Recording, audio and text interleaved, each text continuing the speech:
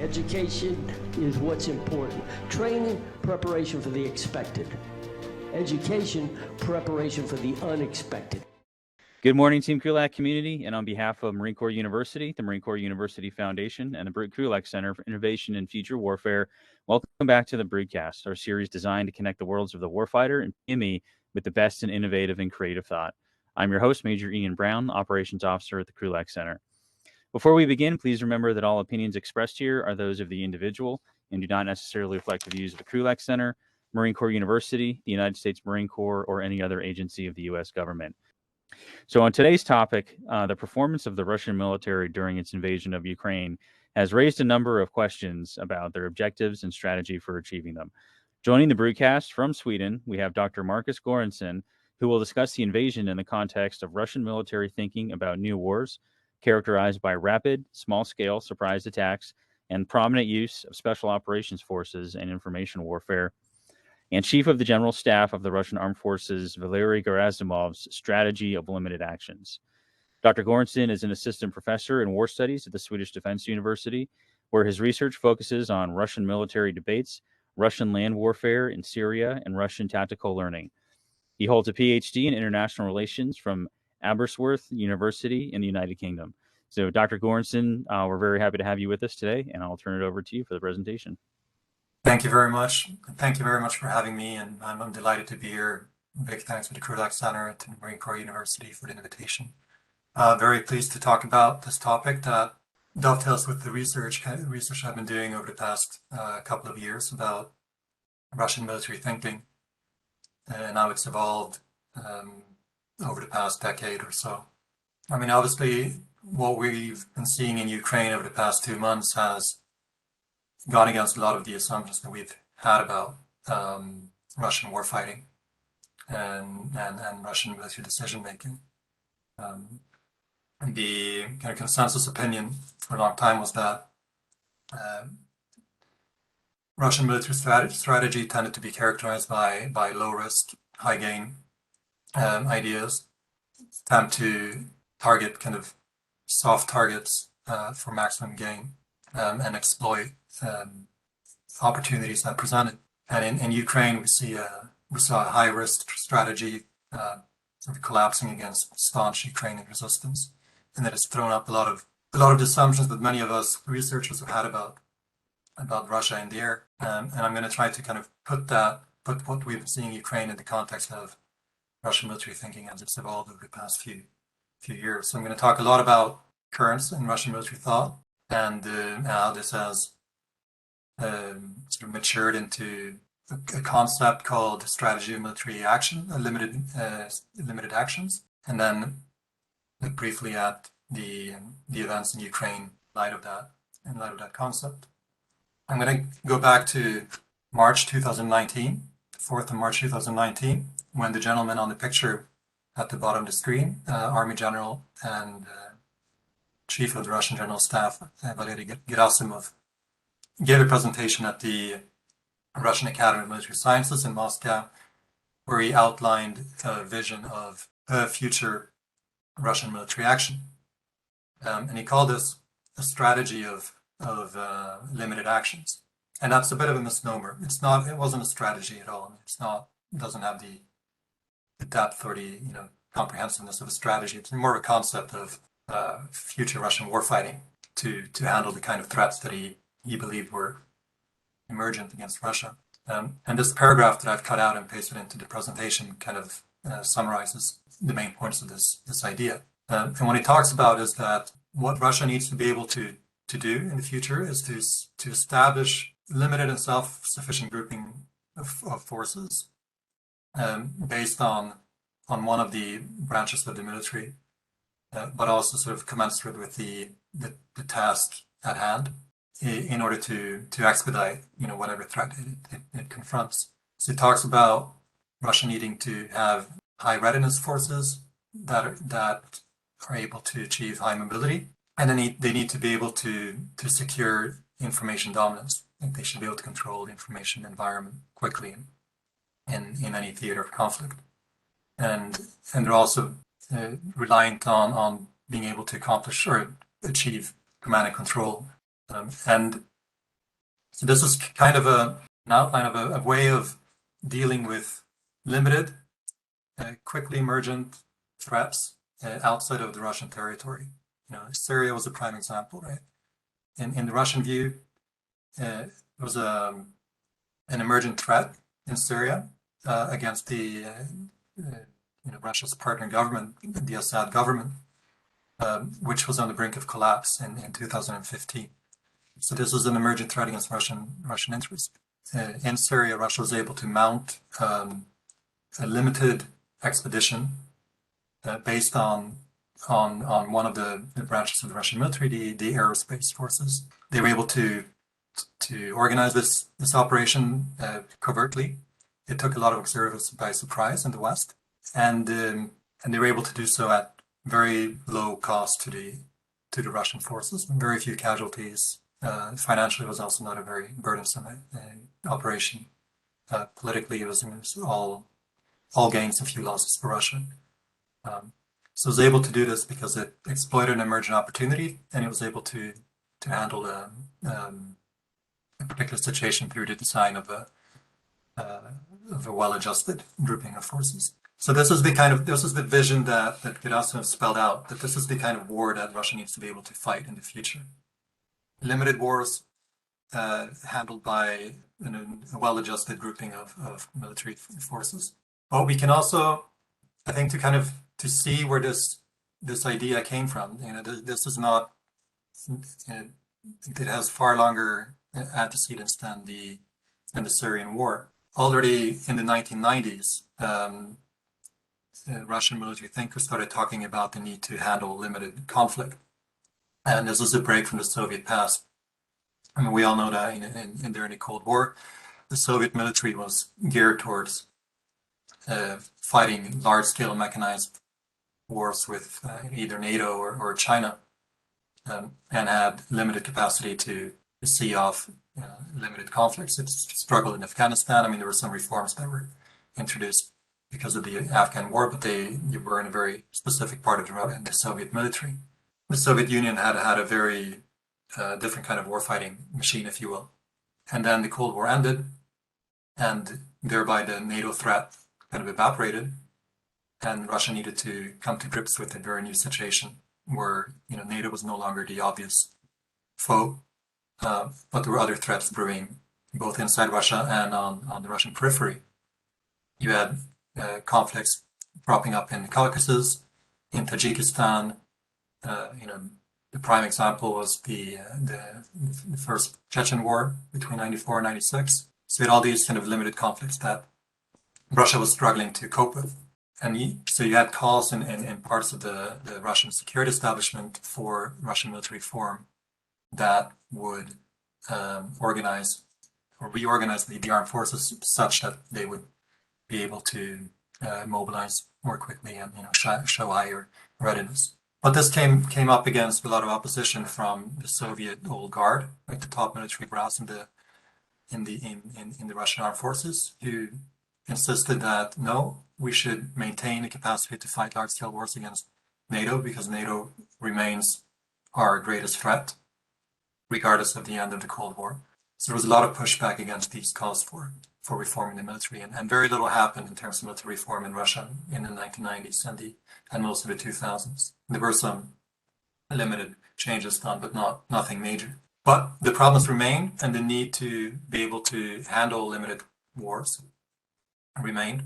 So in 2008, August 2008, Russia entered Georgia in a military operation that lasted for 5 days before the Georgian forces surrendered. And this war was, it was a victory for the Russian side, but it was a victory that revealed numerous problems in the Russian military.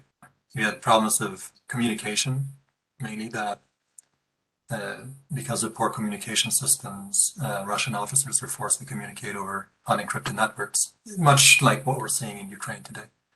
There's poor coordination between different branches of the Russian military, ground forces and the air force. Again, recalls a bit of what we've been seeing in Ukraine. But there were a number of these problems that were exposed during the invasion of Georgia, and the advocates of reform in Russia use these problems to sort of to override the opposition of the top officers in the Russian military. It's like we desperately need to reform our military because we struggle against a minor adversary like Georgia. So they use this as kind of a leverage to push through the reforms. And after the war in Georgia, you had the initiation of a big reform package under the then defense minister, Serdyukov, called the New Look reforms. And this was kind of the realization, or the hope for realization of many of the reform goals articulated by the reformists of the 1990s. So when Serdyukov spelled out his plan for reforming the Russian military, he called for abandoning his mobilization army that the Soviet army had been in favor of permanent readiness brigades. He wanted a more modernized and professional army to allow for a much larger percentage of contract soldiers in the military, and to modernize the Russian equipment to make sure that the Russian units were equipped with modern gear, and to slim down the military because there was a lot of just dead weight in the military, and there were not least a lot of officers that had no obvious function in the Russian military. So he saw to it that a lot of the Russian officers were pensioned off, which obviously caused a lot of anger in parts of the armed forces. But nevertheless, he was quite successful in pushing through at least elements of these reforms. So this is the start of a new trend in Russian military affairs. But one should still be careful not to assume that this is this reflected kind of a waking up of the Russian security establishment to other threats than NATO.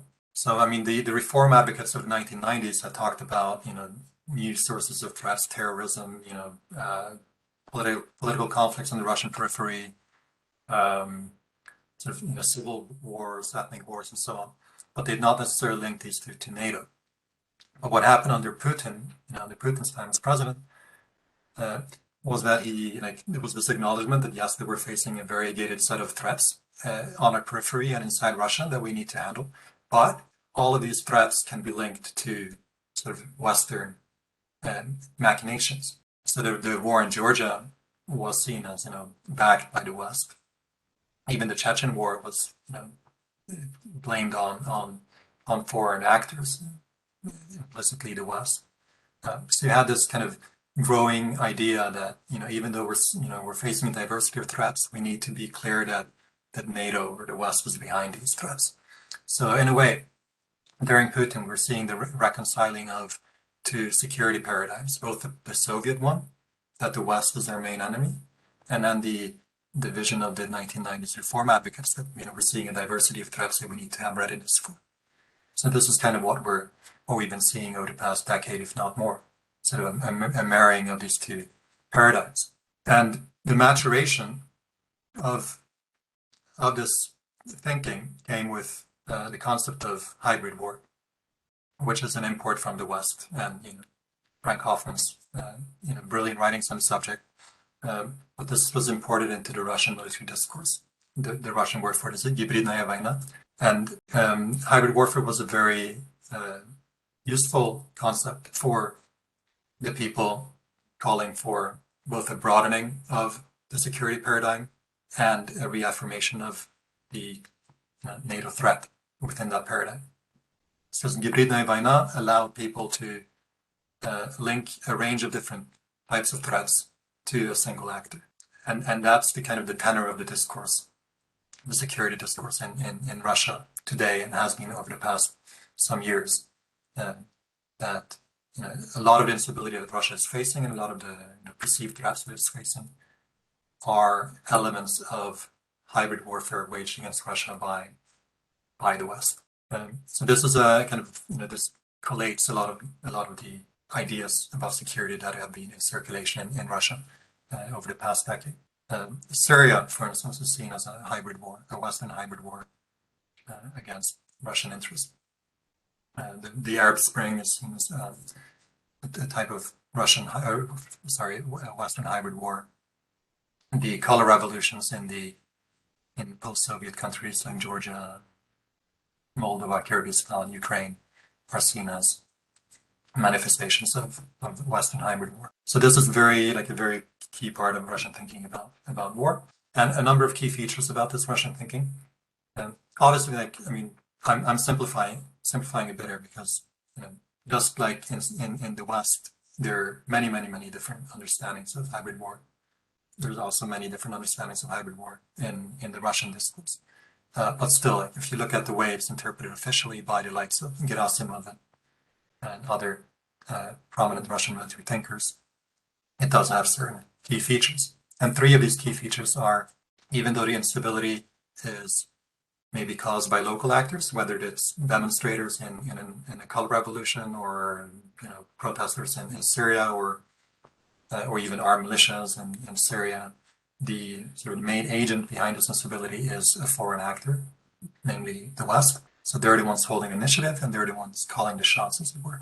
So that's where kind of the center of gravity is. The center of gravity is not the local actors, but it's the foreign supporter. Another feature of this idea of Gibridai Vaina is that it actually reflects a risk-averse strategy, right? It's a substitute for open action by the West. The West uses this in the Russian mind because it is not, doesn't have the resolve to act openly. So it uses it as a low-risk, cheap kind of way to promote its interests. Still, and despite that, and paradoxically, there's still a potential for escalation. And this is a key part of the Russian thinking, that hybrid wars maybe not tend to, but they definitely have the potential to escalate into bigger and bigger conflicts. So they might start as a peaceful protest movement or a non-violent protest movement, but that protest movement might engender instability, that might lead to open violence, the emergence of armed militias, and eventually maybe even a larger war, just like in Syria or in Libya, other cases that Russia points to. So there is that potential for escalation, but that escalation doesn't necessarily involve the foreign actor. The foreign actor can insulate itself from that escalation. Nevertheless, so these are kind of three key features. And that means that to counter hybrid war, from the Russian point of view, you need to handle these three features in various ways.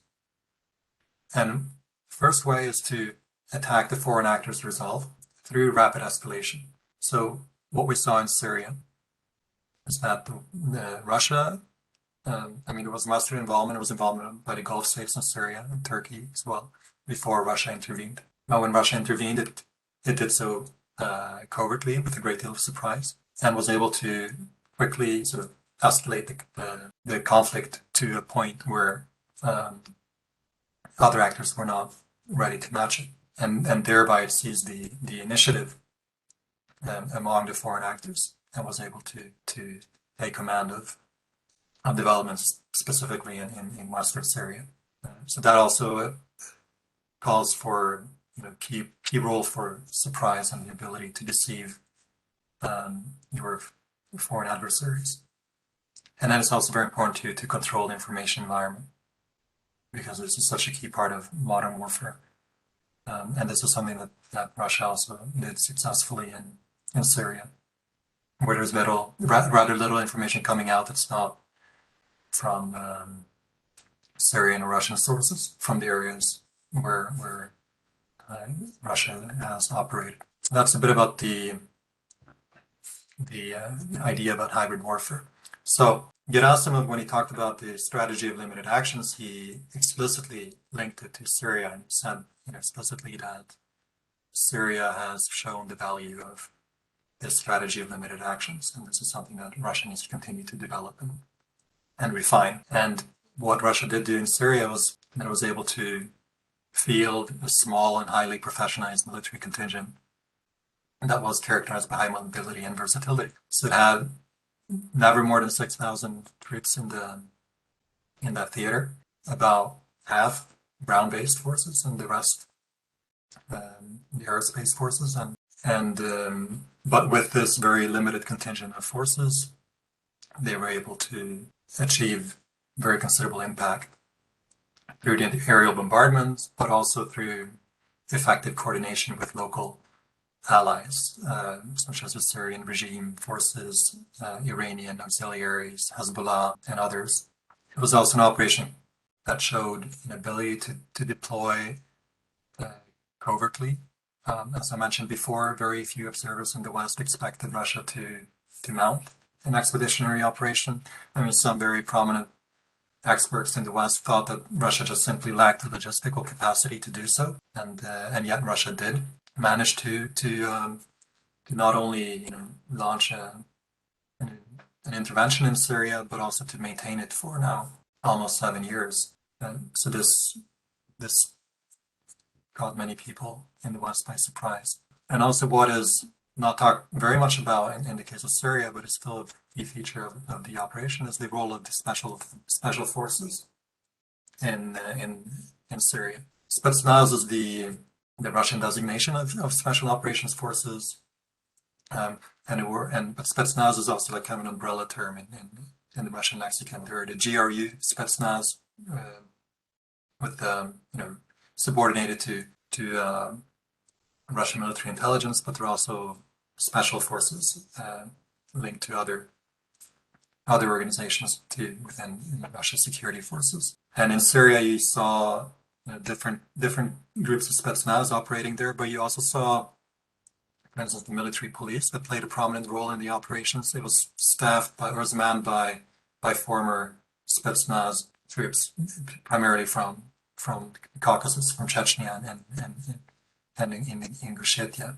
And also the private military companies that were deployed in Syria, the Wagner Group specifically, seems to have had within the ranks a large number of former Spetsnaz soldiers. And this shows the premium that Russian military decision makers place on the skill sets that these Spetsnaz soldiers bring to the conflict. They're trained to be independent, to operate well in small groups, to be able to handle new equipment quickly, to be very versatile and flexible and just high performing. So they played a key role in Syria. Syria also showed a number of limitations of the strategy. We talk about how Russia underestimated the Ukrainian forces in Ukraine, but the fact of the matter is that they also underestimated the opposition they would face in Syria. And they intervened in September 2015, and during that fall they made some gains, especially in Latakia province in the northwest.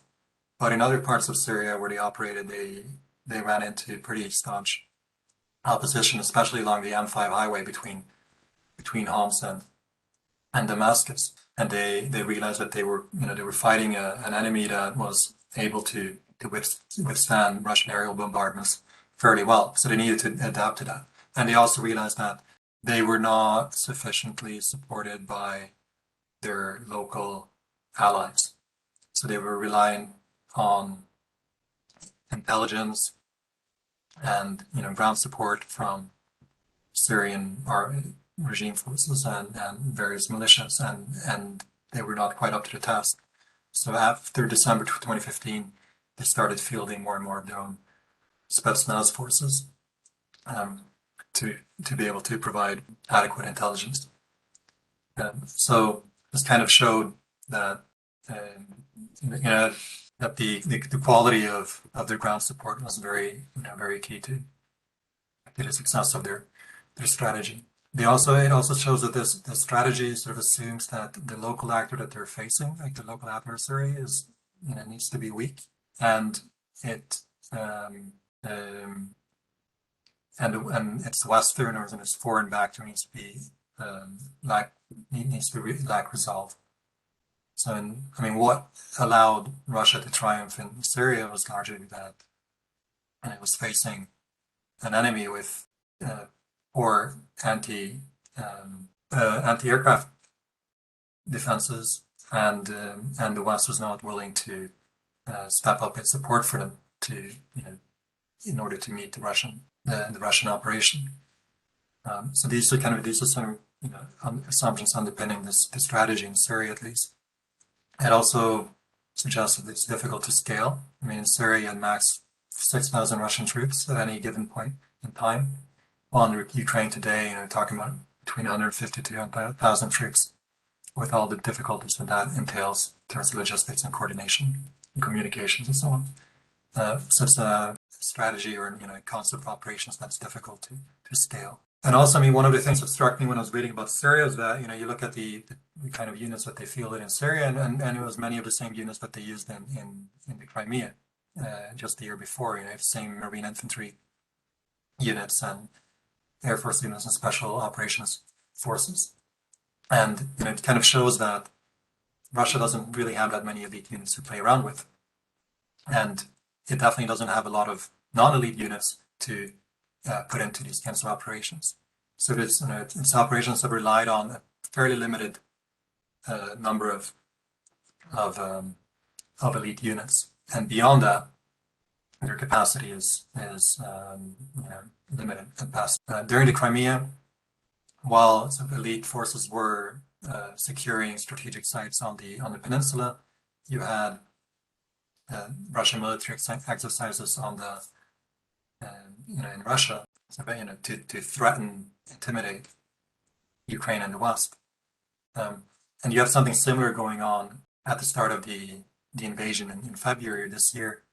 That you had elite forces sort of spearheading operations, and then you had lots and lots of motorized infantry, rifle infantry units, kind of standing by, being menacing, but not really being expected to be used in combat to any large extent. And this shows like where the, which types of units that Russia is confident to rely on in combat. So again, like in Ukraine, the elite forces were the spearhead, and the other units were provided deterrence and occupation functions.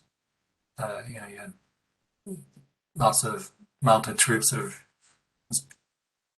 at the beginning of the invasion, traveling around Ukraine as if they were in Russia and not expecting any resistance, and then they, met Ukrainian forces with javelins and NLAWs, and they were very surprised. And their main function was, to deter and also to intimidate and to signal that Russia, was resolved. But it was a lot of bluster at the beginning of the conflict.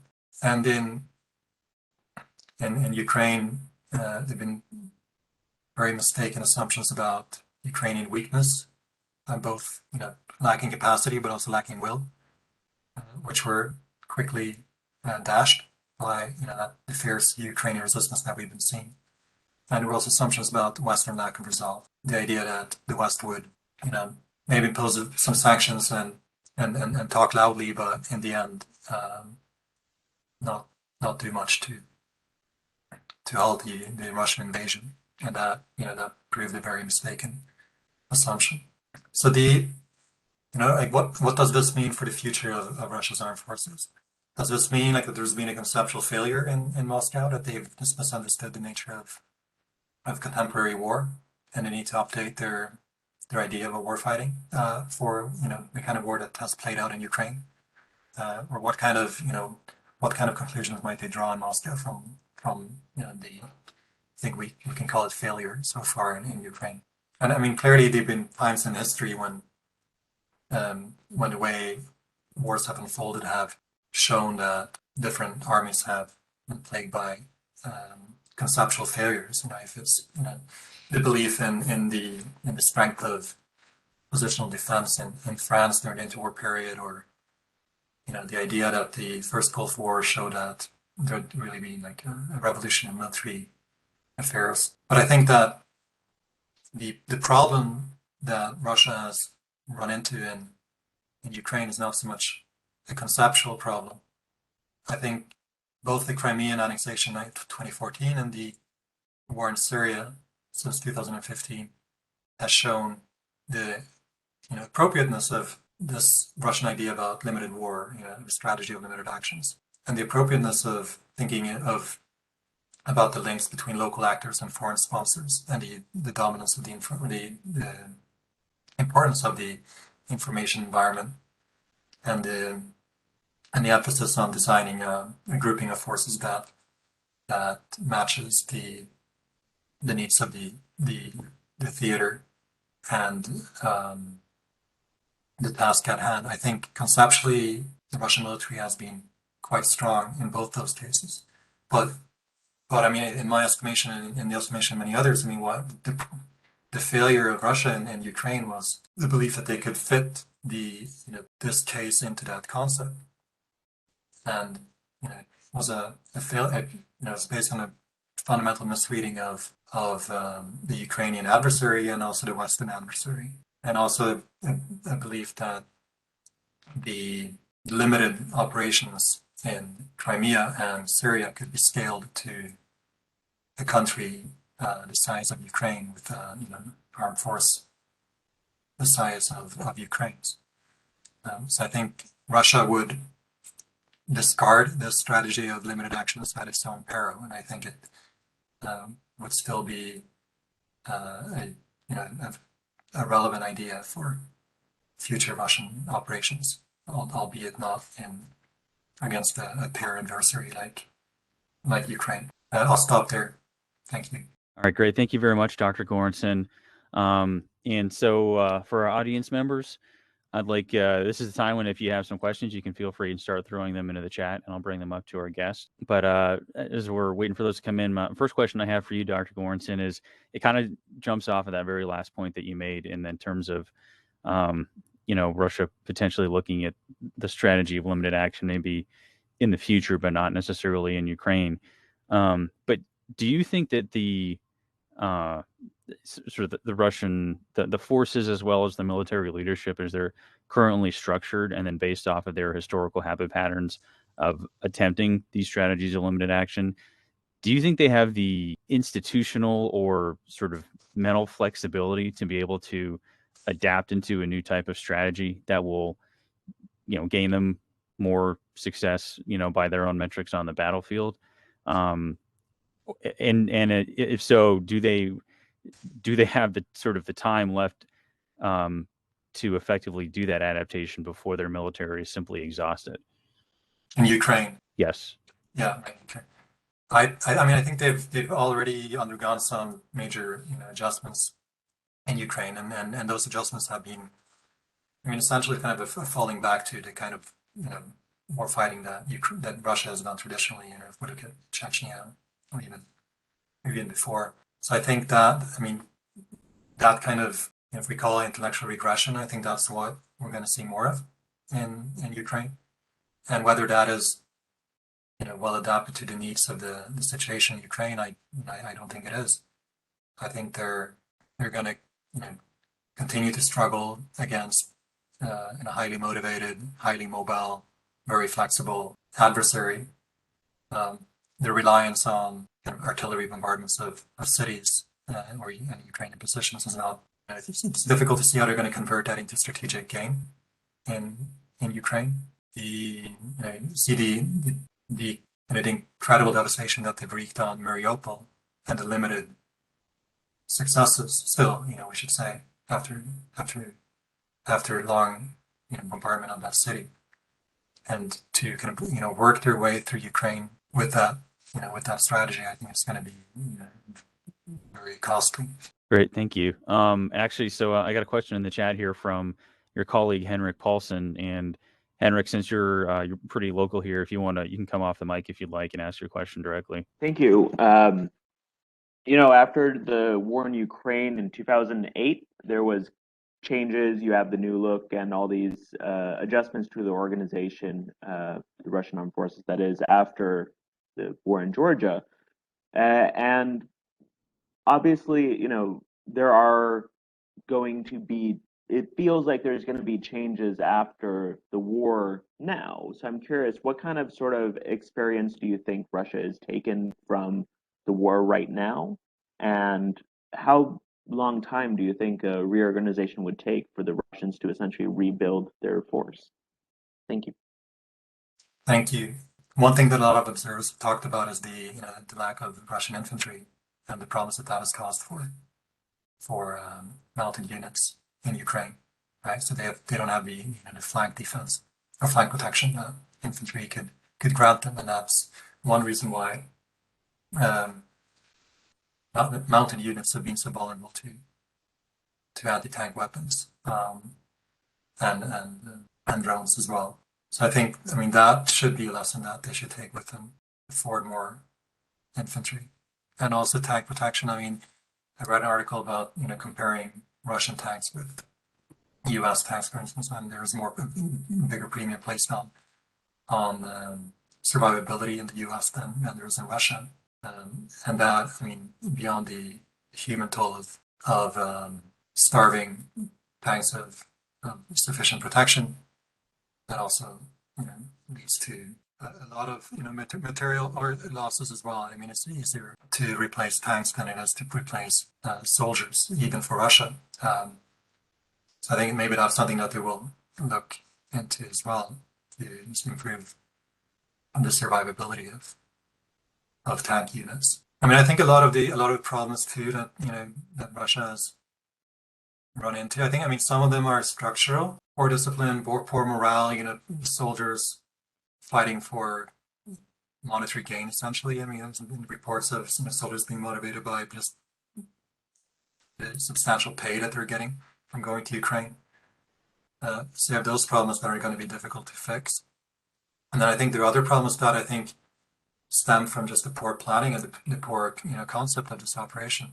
As I said before, there's the complete misreading of the adversary and the nature of the situation that they were going into. And I think they would do well to review how the decision making on this operation happened. Maybe also the balance between the political leadership and the military leadership in designing this operation and what that has meant for the flawed expectations that Russia has had. And then there's a black box in terms of why is the Russian Air Force not performed better in Ukraine? A lot of question marks around that, and I don't know, but clearly they've underperformed. Had they achieved air superiority at an early stage in Ukraine, maybe we would have seen a different situation on the ground as well. But yeah, I as just like you, Henrik, I think that this is going to lead to some serious thinking in Russia. And traditionally, I mean, Russia has been good at drawing lessons from both its military failures and its military successes, and I'm sure that it will do so this time as well. All right, thank you, Dr. Göransson. So I got another question in the chat here that I'll go ahead and ask, and this is from Colonel Jim Perrin, who notes that he was a former commander of U.S. advisors in Ukraine, and he often speculated about what observations from the armed forces of Ukraine could tell us about Russian forces, given their common Soviet heritage. How much do you attribute Ukrainian success to a much more aggressive drive to transform its armed forces following 2014? And I guess that's relative to the pace of Russian reforms at the same time. Right. I mean, I think this has been key, absolutely key. Like the political will and the conviction with which Ukraine has sought to reform its armed forces and expand its armed forces. I mean, the armed forces that's been able to field on the battlefield. It had a big army even in 2014, but on paper mainly, and it was not able to mobilize most of them.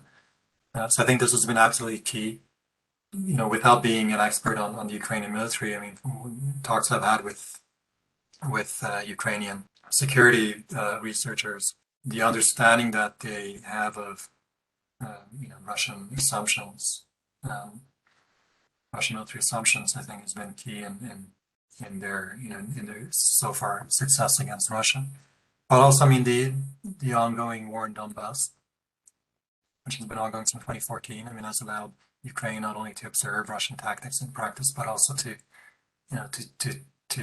trial and error, test different ways of countering Russian forces. So I think that's been a very key driver. And I mean, and the big advantage that Ukraine has over Russia is that Russia has to prepare for lots of different scenarios, from Syria to the Crimea and the Caucasus and Ukraine, and needs to maintain an armed force that is able to hopefully able to, from their perspective, to handle a range of different threats, while Ukraine has one adversary, one potential adversary, and that's Russia. So they've been able to gear their entire armed force towards meeting that threat. Right. Thank you. Yeah. And that's a point that at least on my end, I'm not sure I've seen discussed a lot in terms of, having to prepare for multiple contingencies versus just having it's certainly a benefit of clarity of focusing thought to just be able to focus on one problem set for your military. All right, for our folks out there, last call for any questions in the chat here, and then I do have one final one for you, Dr. Göransson, as we wait to see if anyone else has anything. But given, so having watched the struggle for Russian forces to execute their strategy on the battlefield, it's certainly given more confidence to, potentially future competitors against Russia, looking at how their forces might perform. Do you think that this is going to potentially change down the road how both a local adversary and or Western support entities might scale their pushback to future Russian interventions around the world? Say, I don't want to say like I'd hate to inflict another Syria on another country, but say Russia attempted a foreign an intervention in a Syria type fashion in another country. Do you think we'd see much more aggressive aggressive Western response as we've seen in Ukraine to support that local adversary? And do you think the local forces might potentially fight and execute with some more confidence, having sort of seen Russia show their hand and been found wanting in Ukraine? Right. I think that's a big, at least for me personally, surprise that especially the Biden administration, the US, has taken such a strong stance against the Russian invasion of Ukraine. That sort of marks a watershed moment in Western Russian relations, and the reasons for that, I think, will be a matter of discussion for some time to come. Whether that's sort of part of a bigger strategy of trying to contain Russia, if you permit me to use that Cold War era term, or if it's specific to Ukraine and the European context, I don't know. But I think what Ukraine has shown is the degree to which Russia struggles and is likely to struggle in the face of determined opposition. And as I mentioned before, Russia triumphed in Syria largely because it faced weak resistance, and if that resistance had been stronger, it would have. A lot of its calculations would have been swept out the window. But to what extent sort of the West is willing to take on Russia in other contexts as well? I don't know. I think that it depends on what the sort of the big picture strategy here that is at play is. Yeah, and that's a fair point. And I think, as you said, many were surprised that the U.S. and other European countries came and pushed back so forcefully, and it has raised the question of whether this is a one-off or if this increases the likelihood of coordinated pushback down the road. And we just don't know. But okay, I don't have any other questions in the chat here for you, Dr. Göransson. So I'm ready to close it out here and let you, if you have any final comments you'd like to share, go ahead. No, I'd just like to thank you very much for this opportunity to talk about this subject. Thank you, Major Brown, and thanks to the audience too for listening to me. And yeah, it's been a pleasure to be here digitally. Yeah, thank you. And we're on our end, we're definitely appreciate you taking the time out to join our series here with our focus on the war in Ukraine. And a special shout out to Henrik Paulson, who's been pretty instrumental in helping us link with some really fantastic guests, such as yourself here on past episodes, to help us really cover as many different aspects of the conflict as we can for the benefit of our professional military education audience, as well as the wider community of interest who's joined us here at the Krulak Center. And as Henrik said earlier on, we look forward to moving past digital and to maybe some in-person introductions here in the near future down the road. So, Thank you, Henrik. Thank you, Henrik, and thank you, Dr. Göransson, and we look forward to this relationship with Swedish Defence University continuing to grow to our mutual benefit. And to everyone else in our audience, thank you for joining us here this morning. The Brewcast is going to take a break through next week, although we will be back week of May 16th with some new episodes, including a case study on the Battle of Guadalcanal from World War II. In the meantime, we have definitely pumped out a lot of content this week, so that we hope that you're caught up on everything that's out there. And if you're not, we have, feel free to take this weekend and get caught up, since we had just in the past few days a new Down the Rabbit Hole on the Russia-Ukraine war episode with Dr. Yuval Weber. We had a great discussion with the commanding officers of the 2nd MiG and 3rd MiG on how the Marine Corps is using the MiGs, and those are the MEF information groups, for those not familiar, using the MiGs for how the Marine Corps operates in the information domain. And then yesterday, we just posted a new Middle East Studies research talk that focused on foreign fighters operating in Ukraine.